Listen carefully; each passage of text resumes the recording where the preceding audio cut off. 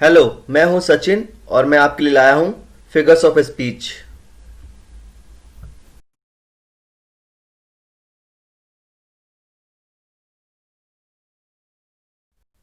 Figures of speech अलंकार। जिस प्रकार मनुष्य अपनी सुंदरता को बढ़ाने के लिए ऑर्नामेंट्स यानी आभूषणों को पहनता है, उसी प्रकार भाषा या काव्य की सुंदरता को बढ़ाने के लिए हम लोग फिगर्स ऑफ स्पीच यानी अलंकार का प्रयोग करते हैं। In language, figures of speech are used to enhance the beauty of a poem. भाषा में काव्य की सुंदरता को बढ़ाने के लिए अलंकार का प्रयोग किया जाता है। Types of figure of speech. Simile. A simile is a comparison between two objects of different kinds which have at least one point in common. The words as, so, or like are used for comparison. She is as fresh as dew. My heart is like a singing bird. इस अलंकार में दो अलग अलग प्रकार की वस्तुओं की तुलना की जाती है, कंपैरिजन किया जाता है, जिनमें कम से कम एक गुण कॉमन होता है। एज, लाइक या सो शब्दों का प्रयोग हम कंपैरिजन के लिए करते हैं। एक उदाहरण लेते हैं। मोहन कोयले की तरह काला है। तो मोहन एक अलग प्रकार की वस्तु है, ह्यूमन है, और कोयला एक अलग प्रकार की वस्तु है। तो इनमें एक पॉइंट कॉमन है, वो है कालापन। दूसरा, she is as fresh as dew. उसमें और ड्यू में एक पॉइंट कॉमन है, एक गुण कॉमन है, वह है ताजा।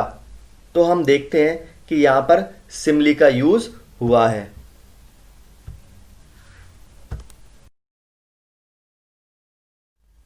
मेटाफर, रूपक अलंकार। In metaphor, two different things are compared without using as, like and so. Life is a dream. The camel is the ship of desert.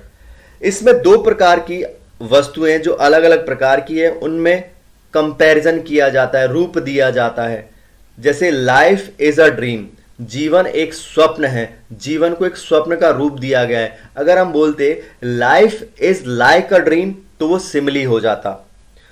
The camel is the ship of desert, ऊंट रेगिस्तान का जहाज है, यानी ऊंट को रेगिस्तान के जहाज का रूप दिया गया है। अगर हम बोलते the life is like a ship of desert, तो वो सिमली हो जाता।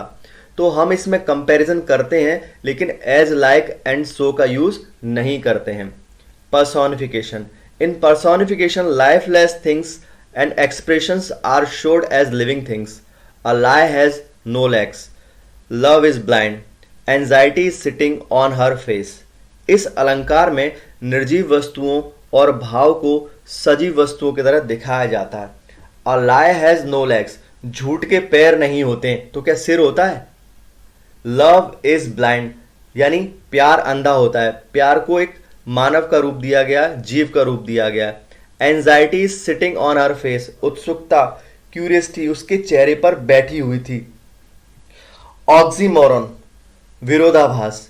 इन oxymoron, two different qualities are added to a same thing. It is an open secret, she is regularly irregular, life is bitter sweet. इस अलंकार में एक ही वस्तु के दो विरोधी गुणों को दिखाया जाता है। जैसे it is an open secret, open भी है और सीक्रेट भी है। She is regularly irregular, regularly भी है और इरेगुलर भी है। Life is bitter sweet, bitter भी है और स्वीट भी, यानी दो अलग अलग गुणों को, विरोधी गुणों को, अपोजिट गुणों को दिखाया जाता है।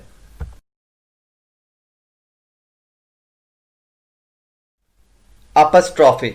इन अपस्ट्रॉफी, अ डेड और absent personified object or idea are addressed. O freedom, I need you so. O death, come soon. इस अलंकार में किसी मृत, अनुपस्थित व्यक्ति या विचार को संबोधित किया जाता है या एड्रेस किया जाता है। हाइपरबले। इन हाइपरबले, समथिंग इज शोन ग्रेटर और less, better or worse than they really are. I have not seen her for ages. Rivers of blood flowed in the battle. इस अलंकार में किसी बात को बहुत ज्यादा बढ़ा चढ़ाकर या घटाकर कहा जाता है, जिससे उस बात पर यकीन करना मुश्किल होता है। I have not seen her for ages, मैंने उसको युगों से नहीं देखा है। Reverse of blood flowed in the battle, युद्ध में खून की नदियां बह गईं, तो ऐसा पॉसिबल नहीं है, बात को बहुत ज़्यादा बढ़ा चढ़ाकर कहा जाता है। Onomatopoeia, onomatopoeia the sound of different birds, animals and objects suggest the sense और meaning. The cats mew, my watch ticks loudly, the snake hisses in the bush. इस अलंकार में अलग अलग प्रकार के पक्षियों, जानवरों तथा वस्तुओं की ध्वनि से अर्थ का पता चलता है। एलिट्रेशन, अनुप्रास अलंकार। In alliteration the repetition of an initially consonant sound, sheep should sleep in a shed, black bug bit a big black bear। इस अलंकार में व्यंजन शब्द एक से अधिक बार या बार बार आता है तो वह एलिट्रेशन या अनुप्रास अलंकार कहलाता है। Sheep should sleep in a shed, तो एस वर्ड यहां पर बार बार आ रहा है। Black bug bit a big black bear, यहां पर बी वर्ड बार बार आ रहा है, तो हम समझ जाते हैं यहां पर एलिट्रेशन या अनुप्रास अलंकार है। Antithesis, the juxtaposition of contrasting ideas in balanced phrases। Abraham Lincoln said, folks who have no eyes have very few virtues। Man proposes, God disposes। इस अलंकार में एक संतुलित वाक्यांश यानी सेंटेंस में दो अलग अलग विचार, अपोजिट विचार एक साथ रखे जाते हैं। जैसे वाइस एंड वर्च्यूज दोनों अलग अलग हैं, अपोजिट हैं। प्रपोजेस और डिस्पोजेस दोनों अपोजिट भाव हैं, तो एक साथ एक सेंटेंस में रखे गए हैं। Euphemism, the substitution of an inoffensive term for one considered offensively explicit. He has departed for his heavenly abode। We are teaching our toddler how to go to potty, Bob said। इस अलंकार में किसी आपत्तिजनक यानी उस बात को जो हमें अच्छी ना लगे उसे सही ढंग से या किसी को आपत्ति ना हो ऐसे शब्दों में कहा जाता है। Irony, in irony the real meanings of the words are quite different from the intended meanings। A fire station burns down, a marriage counselor files for divorce। इस अलंकार में शब्दों का अर्थ अपने आशय से बिल्कुल विपरीत है, बिल्कुल उल्टा है। A fire station burns down, fire station जहाँ पर आग बुझाई जाती है वो जलता है। A marriage counselor files for divorce, एक मैरिज काउंसलर शादी कराता है, वो यहाँ पर डिवोर्स के लिए फाइल कर रहा है। तो हम देखते हैं कि यहाँ पर जो शब्द हैं वो आपस में मैच नहीं करते हैं, अपोजिट हैं। Litotes, in litotes the negative of the opposite is use to express an affirmative. This girl is no fool, she is not unkind. इस अलंकार में विरोधी शब्द नेगेटिव वाक्य को पॉजिटिव बना देते हैं। जैसे दिस गर्ल इज नो फूल, तो that means this girl is clever. She is not unkind, that means she is kind. Metonymy, metonymy is meant for a change of name। An object is referred to by the name of something with which it is generally associated। The city sleeps, city refers to the people of city। The bench is used for judge। इस अलंकार का अर्थ होता है नाम बदलना। किसी वस्तु को ऐसे नाम से पुकारा जाता है जिससे यह संबंधित होता है। तो सिटी स्लीप्स, सिटी किससे रिलेटेड है? पीपल्स से। बेंच किससे रिलेटेड है? जज से।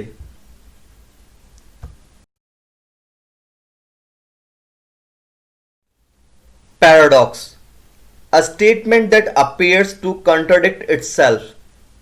Save money by spending it, war is peace, freedom is slavery, ignorance is strength. इस अलंकार में कथन या वाक्य अपने अर्थ का खुद ही विरोध करता है या गलत साबित करता है। ऐसी कोई बात जो सच्ची हो पर देखने में झूठी लगती है। इसको हम इसके उदाहरण से अच्छी तरह समझ सकते हैं। Pun, in pun a word is used once but it gives more than one meaning. The tallest building in town is the library, it has many stories. Time flies like an arrow, fruits flies like a banana. इस अलंकार में एक शब्द एक बार प्रयोग किया जाता है, लेकिन उसके अर्थ एक से ज्यादा हो सकते हैं। जैसे the tallest building in the town is the library, it has many stories. तो यानी इट हैज मैनी स्टोरीज, इसकी बहुत सी कहानियां हैं या इसकी बहुत सी मंजिलें हैं, दोनों ही हो सकते हैं। फ्लाइज, फ्लाइज का मतलब होता है भागना, उड़ना, और फ्लाइज का मतलब मक्खी भी होता है।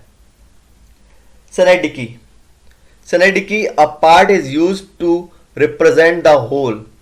Radha is learning her ABC in pre school, I have asked for her hand. इस अलंकार में पूरा वाक्य एक शब्द को बयान करता है या एक शब्द पूरे वाक्य को बयान करता है।